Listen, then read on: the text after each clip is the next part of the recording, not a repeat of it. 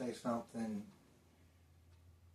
today about the method of going through the history of art to find out where I felt like I should be in painting. Some of the things that I've talked about the subconscious entering into this happened relatively quickly, but actually the story evolves over about almost 20 years between 1996 and about 2012 or 13. So it was a slow process, and the essence of it was from the very start that it was about art and painting, because I started putting up colors, visualizing colors, and then eventually a convention that is the color, the music machine, where I listen to music and then project colors, a color sculpture or light show, and this was a process of learning that took, a year and a half or so, and as the subconscious became more and more proficient and focused on following what I was doing in art, since that's the way it started, it became more and more proficient with that. So the point is that in going through and looking at the history of art, I was doing it for myself and for the subconscious, for it to be a process that we both would be involved in. So he would be heavily involved in it. And also I had specific kinds of questions that I wanted answered as I looked at the history. And in order to facilitate these two aspects of the study of the history, I had to set a certain regimen or discipline on what I was looking at. Now, to me, this is what I call my version of science and art. There's always been people who write about science and art pretty regularly. And when I started this and became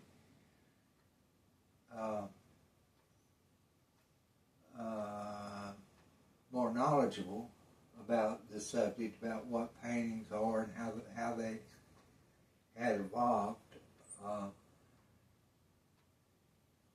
the book that I found at that time was, I think, Leonard Schlehn's Physics and Art, and that was the version of this general type of book that was at the time. So I got a copy of it and read it, and this is my version of that same aesthetic, science and art. I have to say something about science. From the get-go, I've always been a reader of scientific material, physics mostly, because I'm just interested in that sort of thing from a amateur or a pedestrian point of view. And what I found starting out, this science is a very peculiar sort of thing for this, because I am not really relying on a scientific method. I'm not really interested about what science, I never was, about what science has to say about the subconscious, the conscious state, or even about what space is. But in a certain way, I do want to apply a sort of scientific method, and this is it. One of my starting points is about this. I want the general notion of a scientific approach is that I had run into Einstein's warning on the special relativity. I was reading a book. I had read a book. I think Wilson is the author, on Maxwell's papers on light being an electromagnetic wave, which he came out with in the last half of the 19th century. So that came out, and then almost immediately after that, Van Gogh came out with his painting, and in a sense, it's a part of the same zeitgeist that was going on in the latter half of the 19th century. I think that Van Gogh was interested in the aspect of science, probably the aspect of the light, as painters were using it, different theories and ideas about painting, but also about space. But to go back to Einstein, I had read a book on his theory. I think it was published in the mid-1950s, and it had an introduction at the time I thought was by Einstein, as well as the first few pages of the book. And he made a point. It may have just been that he had made this point somewhere else, and the author of the book was using it in his preface and the first few pages of his first chapter, in which Einstein made the point that anybody who's studying this should be taking straight forward the numbers that are put into the theories and what the scientists, for example himself, Lorentz, Poincare, the mathematicians, what they were doing with those numbers in their theory, and particularly in this book, which was proposing the theory of special relativity itself, that the idea that Einstein had was that the reader of the book, and also the author of the book, should be working directly with those numbers, as opposed to the way that they are usually, such ideas are usually manipulated as historical facts by what Einstein calls histology, which is the use of a narrative description of historical facts, as it applies, of course, in this case to his publication of the theory of special relativity in 1905. So that's one notion that Einstein said, is that histologists, the scientists who are doing those theories, are not always the best histologists, and there's a lot of histologists that are writing on these theories are not necessarily very good at recognizing the basics of the mathematics that are applied by the theories and the experimentalists. Anyway, a second caveat to the idea of a scientific method is kind of strange, and it's found in Churchill's finest hour speech in 18 June of 1940, when France fell, and he was thinking about anticipating the Battle of Britain. And it was a fine speech in which he says that this is British finest hours. I want to read to you just a part of it to make sure I get it right. I don't want to explain it. I want to give it to you as he gives it. He's talking about the Battle of Britain, which is about to commence. And he knows the idea is that the fate of Britain and the free world depends on the Air Force, the Royal Air Force. Okay, he's into the speech, and it says, "The whole fury and might of the enemy must very soon be turned upon us. Hitler knows that he will have to break us to this island or lose the war. He will have to break us in this island or lose the war. If we can stand up to him, all of Europe may be free, and the life of the world may move forward into broad, sunlit uplands. But if we fail, then the whole world, including the United States, including all that we have known and cared for, will sink into the abyss of a new dark age, made more sinister and perhaps more protracted by the light of perverted science." And that's the point. "Let us therefore brace ourselves to our duties, and so bear ourselves that if the British Empire and its Commonwealth last for 1,000 years, men will say, this was their finest hour." And then he comments, at the end of the speech, he comments, all these often quoted words were made good in the hour of victory. Okay, and that is from his book, Their Finest Hour. Okay, so there's a caveat to science between what a lot of people might think that it actually is and what it actually is as it is as an institution applied. Okay, so those are the caveats.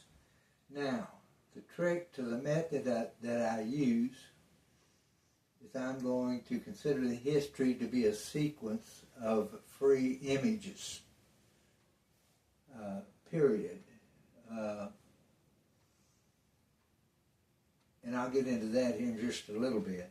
But it means that I won't consider any of the normal historical context that art likes to apply to paintings to explain them and all of that.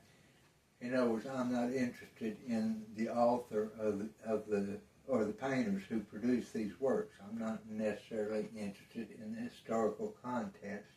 I only take them on as a series of freestanding images. Freestanding image means that once the author or the painter has painted the painting and it goes into a book or however it's replicated so that I then look at it, the painter has given up ownership of that image. It's like losing a copyright. And I can make any interpretation that I want on that image, what is in the image, and what I see in the image is what it says it is, no matter what the painter or the history of art or everybody else in the world, whatever anybody thinks of that, it has none of that has any bearing. Okay, so it's a very focused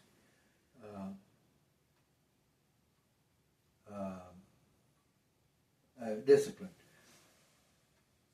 Okay.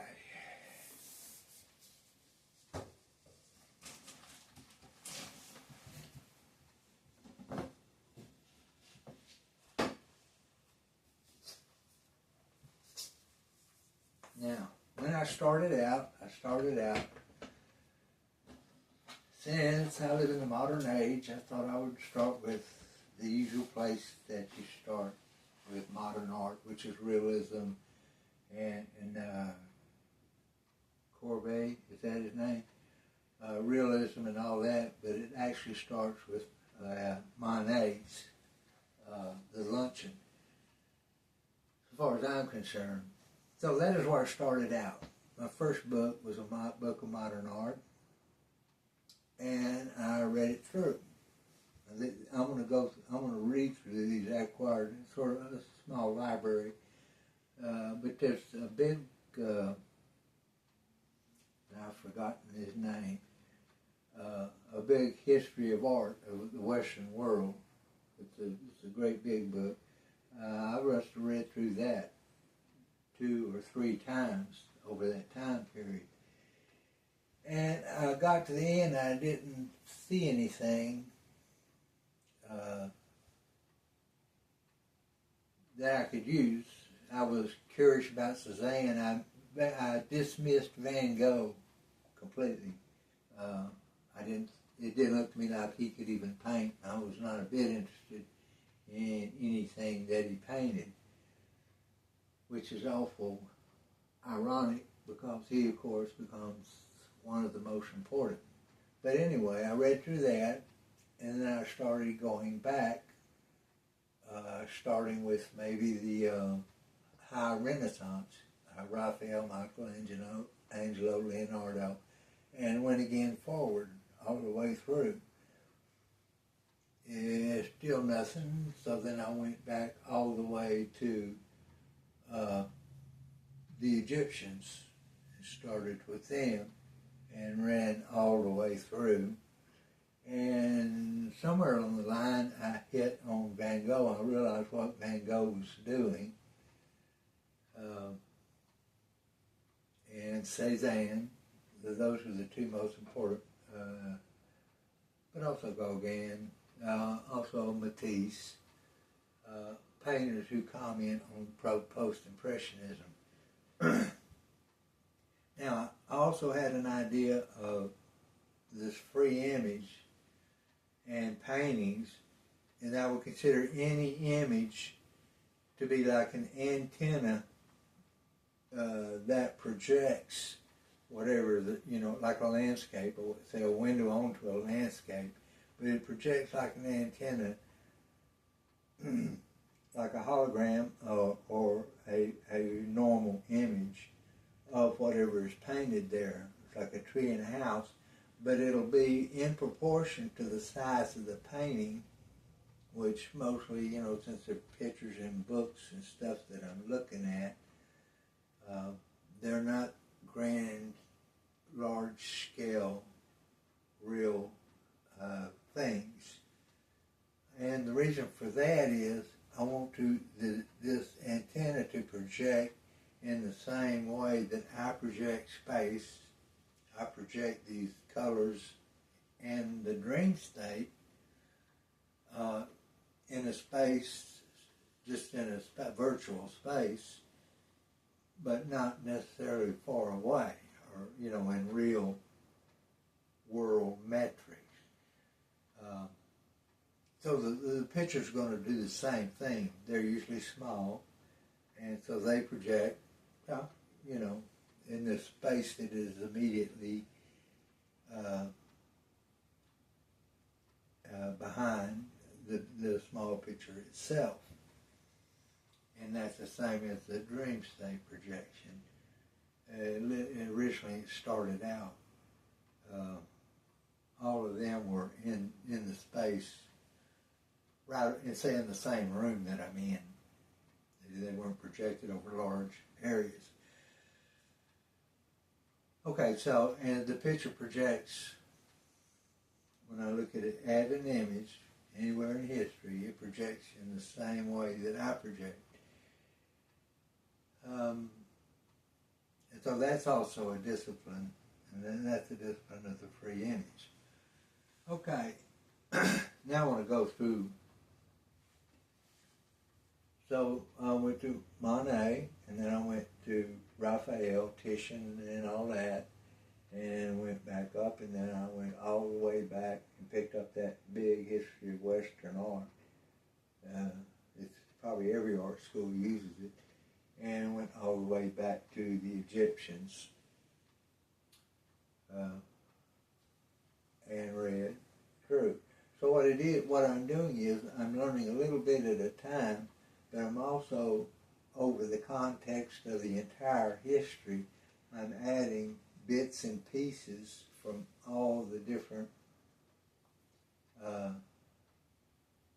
kinds of art to my body of knowledge, and that's a disciplined way in itself to do that.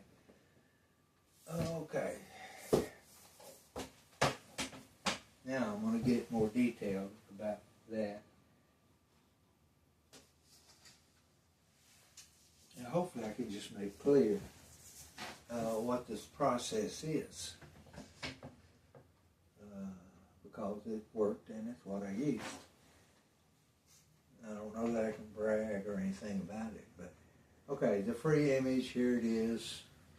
It just projects like a window to the space behind it, a virtual space behind it.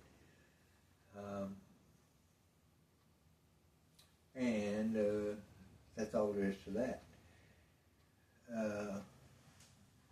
Now, the Egyptians, when I went back to the Egyptians, they do have an important thing to say. They use what is called a composite perspective. That is, the figures will, this is over centuries and centuries and centuries, will be in a specific format. The bottom of the body is in third person, meaning it reads across the page like you read a book. It goes from left to right.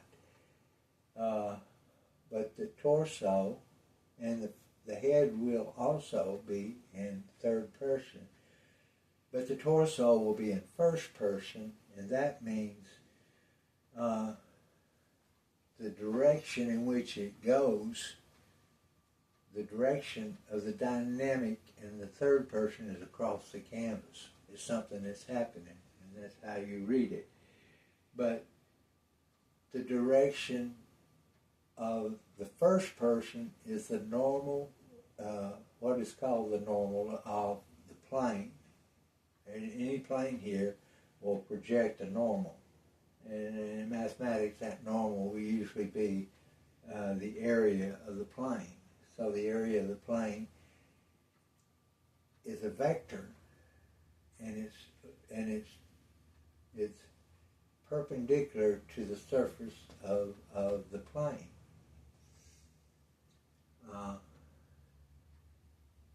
And this is important because the vector coming out, his eyeball coming out, and his body facing this way is an identity. And it is a forceful, imperative story, part of the story. Not only that, the third person has a normal perspective, which is the perspective of the viewer. In other words, the third person, the story, is defined by the position of the viewer, and the position of the viewer is an identity, a normal vector, a first person vector who is reading the canvas. Okay?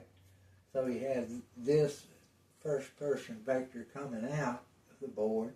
You also have the viewer as a first person perspective looking into the board, and geometrically independent of those two vectors is everything that happens on the surface of the canvas as a part of the storyline. And you take somebody who's doing something like Cezanne is doing, a lot of complex stuff on the canvas, then though that storyline can be very complex, and it can be a dynamical element of the canvas, instead of just being, like a story of what's on the canvas. Okay, so those are important ideas.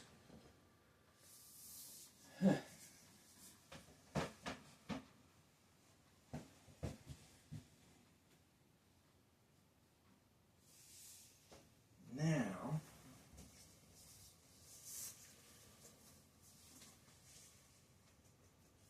a lot of the history books will tell you that over centuries painters learned to paint the one-point perspective or two-point perspective using what is called scientific perspective. But that didn't happen just independently without its own context. It happens within the context of historical development.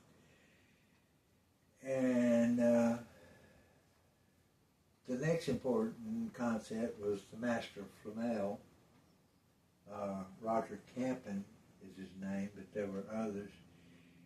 And these guys who had started painting their pictures in the books, in religious texts, they had two different ways to do it. One was to have it depict the perspective, spatial perspective of the picture to be like a pop-up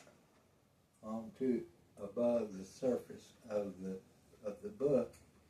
The other way was to have it like a window, and the perspective was a recession into behind the surface of the page of the book.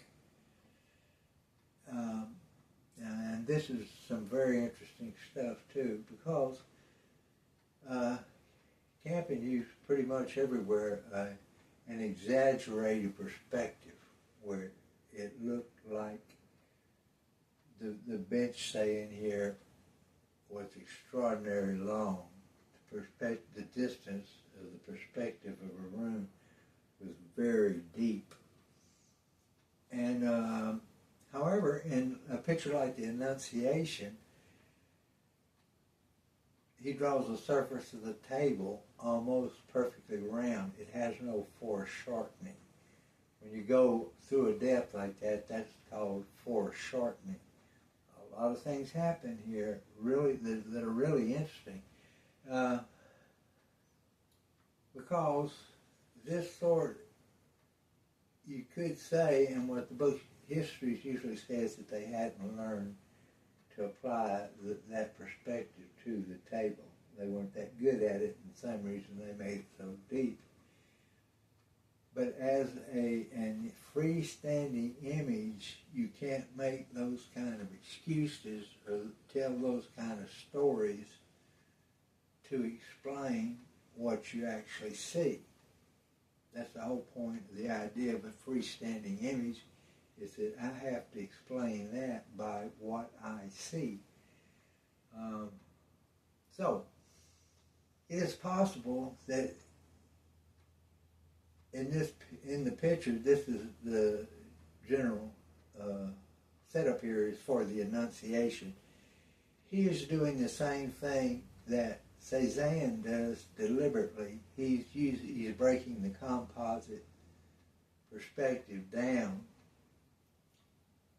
into just willy-nilly how they want to show it. So he's showing the top of this table from a perspective that is above it, while at the same time he's showing a very exaggerated perspective for everything else in the picture, showing a room that's going abnormally deep into space. Now, that's not the only thing that happens here. There's a picture that he paints of just, I think it's Mary in both pictures, but in one she's just sitting on a bench reading a book. I don't know what the name of the picture is, but there's nobody else in the picture but her. And I read in a book where the author says, and it is quite true, once he said it, I realized that, no, he's right. And that's what I show right here. is that that long perspective in that picture had the effect of forcing the viewer into the picture space. That was the only way that your eye can justify a very long kind of perspective. And when I saw that, I realized, once I realized that they were true, is that is a dynamical function of using this kind of perspective.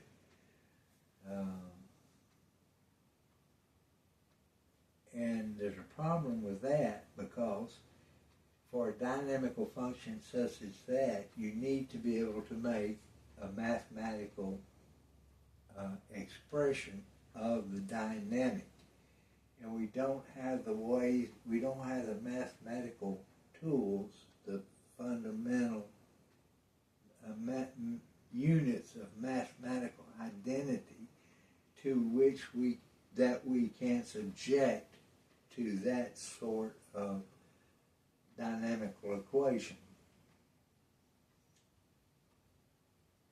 You're talking about an actual physical mechanic that is functioning and displacing the first person, the identity of the viewer, along his vector, the first person identity vector, into the depth of the picture space. And we don't even have equations. We don't even have a way to numerically assign a value of first person as opposed to a value of second person, if you get my drift. That's the kind of numbers that you have to be manipulating if you're going to make a mathematical description of that kind of dynamical function. Okay, and there's another one too. There's a second, which I saw in a picture that I have not been able to find it. This also, for if you accept the nature of the space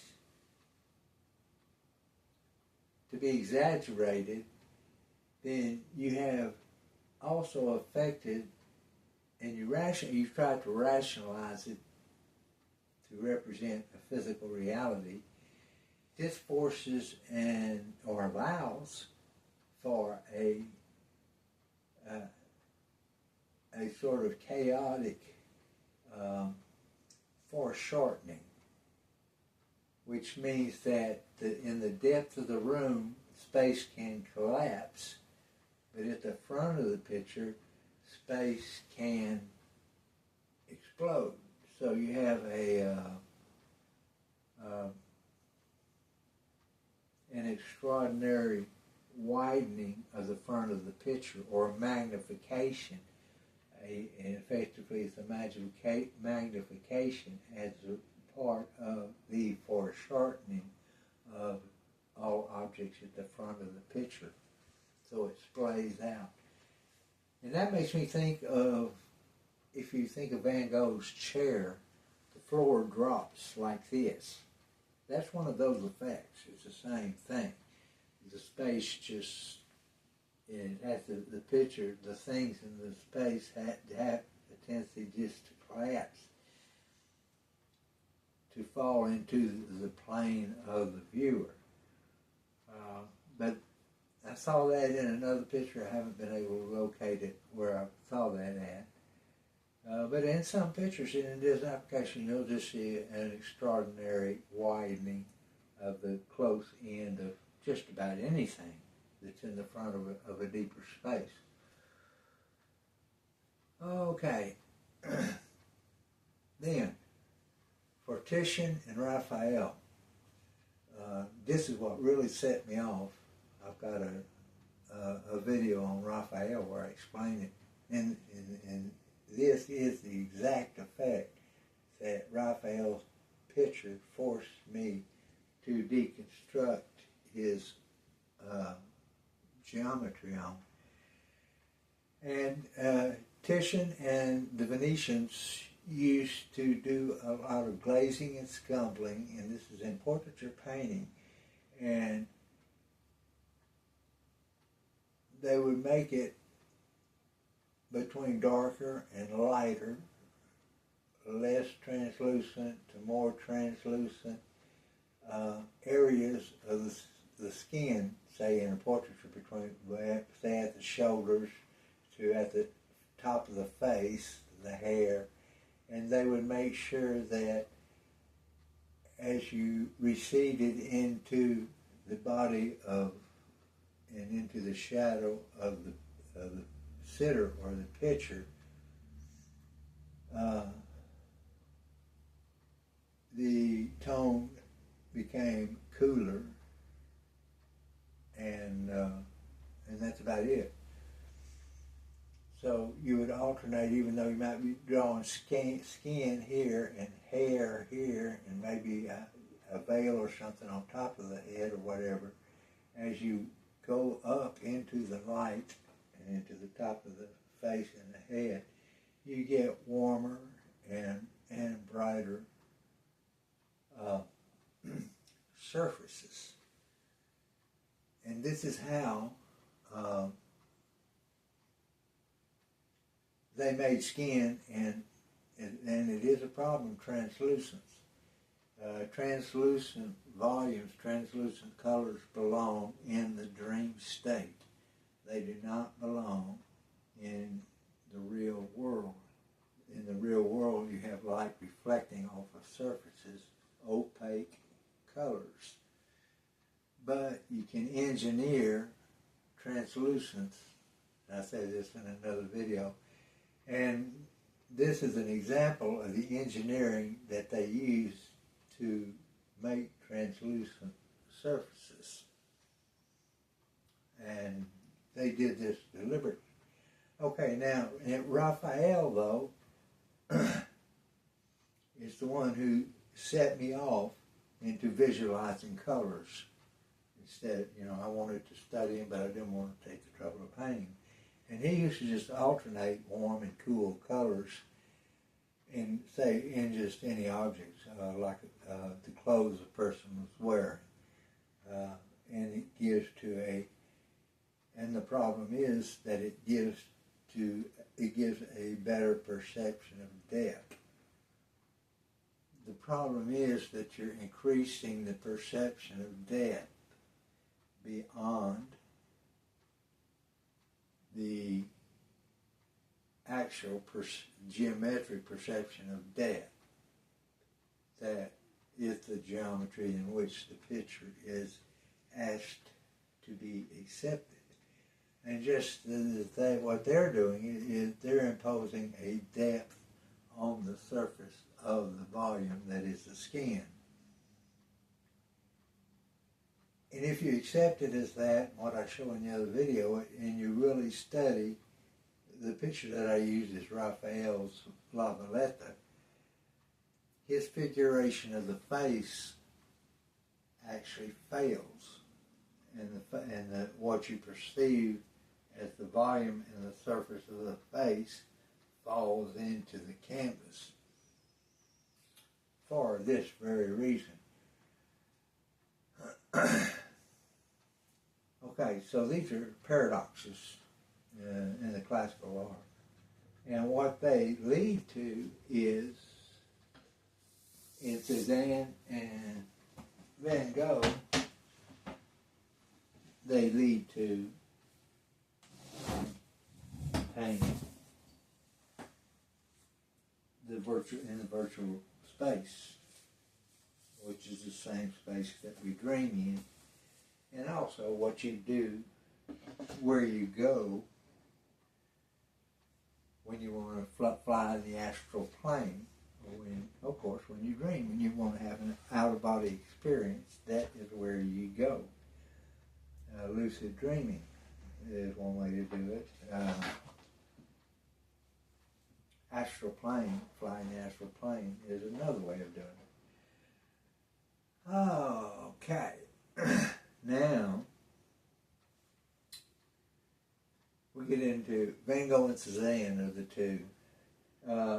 Monet plays a part in this, a very big part. So do others. Matisse comments on a lot of this, Picasso. But what I'm using here is an example is the night cafe. And what you have is the right eye, the right eye in the left brain, and the left eye in the right brain, and how the eyes can't work directly in the eyeballs the way that you think you might. Only one of them can. And the other has to adjust to where this eyeball is. Or they both have to adjust. And so the subconscious is running around the side, the head, in the optical. There's a part of the brain back there that I've got on that picture, in one of the other videos where I have a picture of the brain. And the subconscious, there's at least 4 nodes where the subconscious and the conscious collect the result of the photons that are falling on the different parts of the retina, and where both parts of the brain construct the visual reality. Okay, but they don't do it in the same eye. They don't do it the same way in the same eye. The left eye has a way of looking at things, and the right eye has a way of looking at things. And in the night cafe, Van Gogh puts this directly on his canvas as the flat of the building of the cafe, the funny looking roof parts that come down and all that, is the view straight on. That's what a cross inside a circle is. It's the feathers of the rear of an arrow that's sticking into the board. And but the other part of the painting is painted from a bird's eye view, and that's the right eye or the left side of the brain. Now I can't ever keep this left side, right side stuff straight, so I don't worry about it too much. I just take the picture that I'm looking at, and I can tell by the way the perspective is painted on the canvas what the artist means for that. I really don't know left eye, right eye, left brain, right brain, what any of that even, how you make sense out of any of that. I just can't think like that.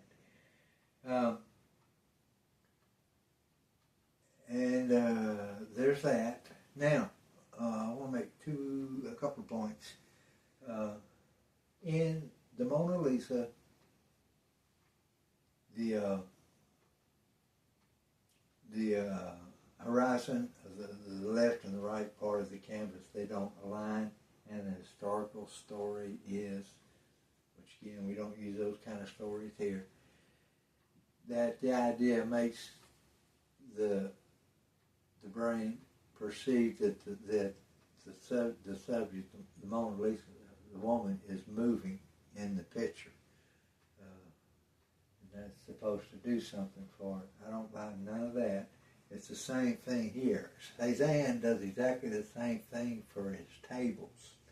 The ends that don't meet, the right end and the left end.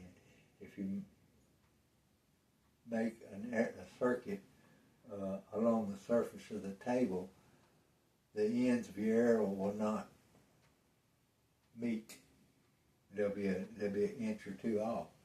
And that's just the same thing. One is a flat-on view, one is a looking down view. And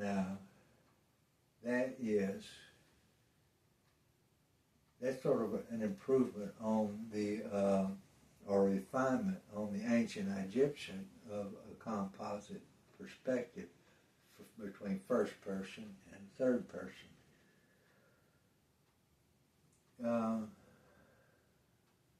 So that's what Cézanne is doing. Now Cézanne has a different perspective than Van Gogh. Van Gogh is looking from the inside out. He's looking from the perspective of the subconscious into the real world. Cézanne, because he's trying to repurpose the purpose of a canvas that is always going to sit in the physical world, is always looking into the subconscious from the perspective of the real world.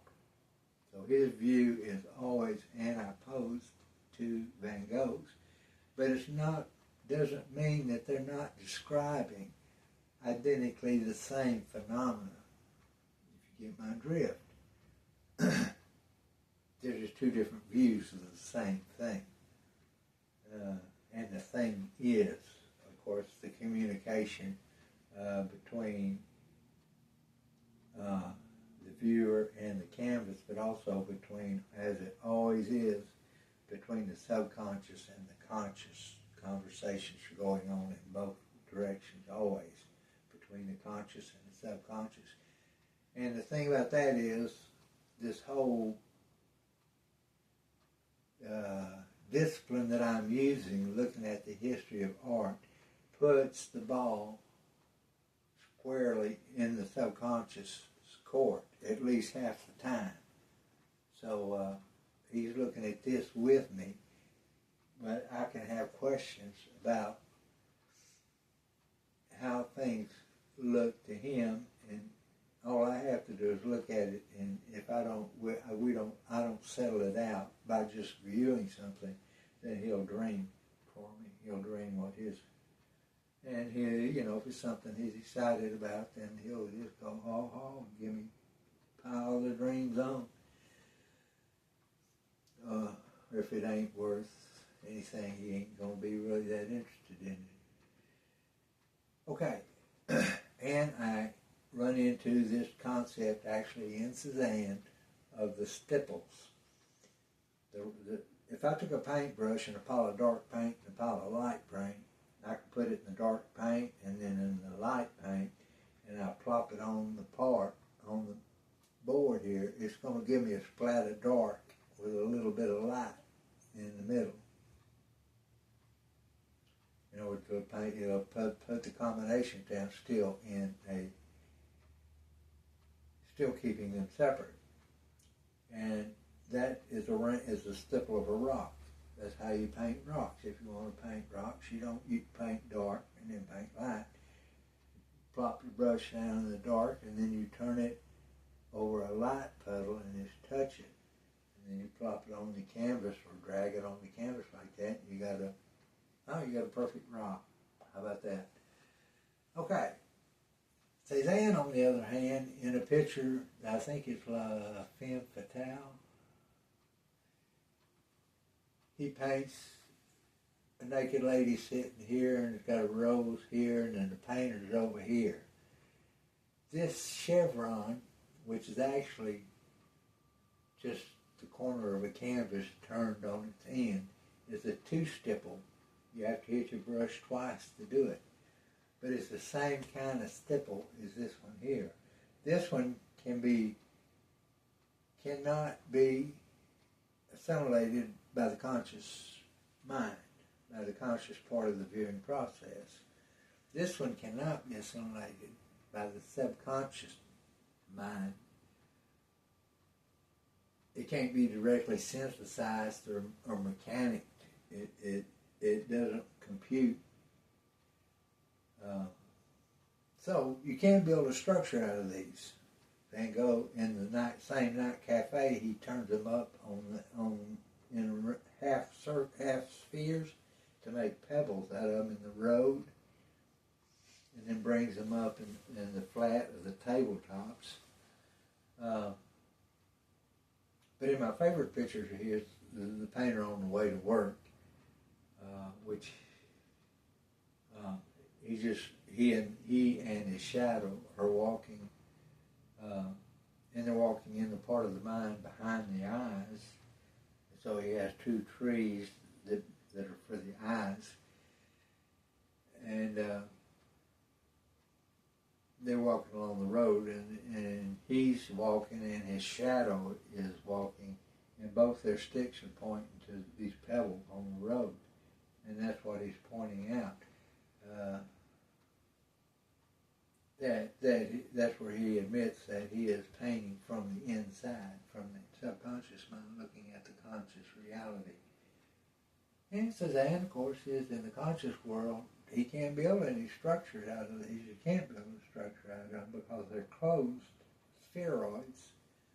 You can just pile them up. You know, you lay them out in some kind of array or something, or line them up, and while all you have a road or whatever. Oh, I was going to say, Cezanne has this left-right, and Van Gogh has this left-right. Mona Lisa has the same left-right. So that is, across the histories of painting, those are conventions. There are other things, a lot of interesting things like that. Titian, he paints the Urbino Venus of Urbino, is that what it's called? Where he takes his canvas, he cuts it in half, and this is a solid half, and this is the view, a curtain, and this is the view back into a room. He's got a picture here, and I saw this also in the book, but the picture is a shock to look at because he doesn't use perspective. He doesn't use the one-point perspective or a two-point perspective or any kind of perspective. And so you look at it, and it's something that you see. Now, I didn't ever think about it. And what you know is that you're shocked when you look at the picture. You might not figure out why. But somebody had written a book and explained it. And I think it was a woman. And she worked out the perspective that the reclining Venus is painted to. And it's not a one-point perspective. It doesn't make any sense. But he's got that. And then he also has a tile floor in this half of the picture, and that's an example of quantum mechanical spatial determination instead of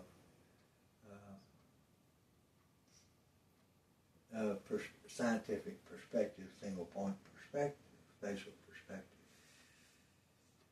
And then you have Vermeer, who paints the history muse painter in his studio, in which, if you're looking from on the right side of the picture or the left side of the picture, depending on which side you're looking at it through, the table that's got this mask or something on it is either directly underneath the muse's face and she's looking down on it, or it's about halfway between her and the front of the picture. And that's, I can't say anything about that without putting something up, but that's another example where you have to make extraordinary explanations for what the painter's painted. And so there it is. There's a lot of other things that happen. I've just picked out a few big ones. And the thing about the independent image, or the free image, I don't really care if Van Gogh does this deliberately, or Cezanne, or if they even knew why they painted what they painted. They're using their subconscious and their conscious, his subconscious and his conscious, whether they want to or not, or whether they know about it or not, or whatever. And that's what I want to have complete access to, that kind of information, whether it lies within the conventions of art history or not. And so, that's my message, and it runs for, it's still running, I'm still learning.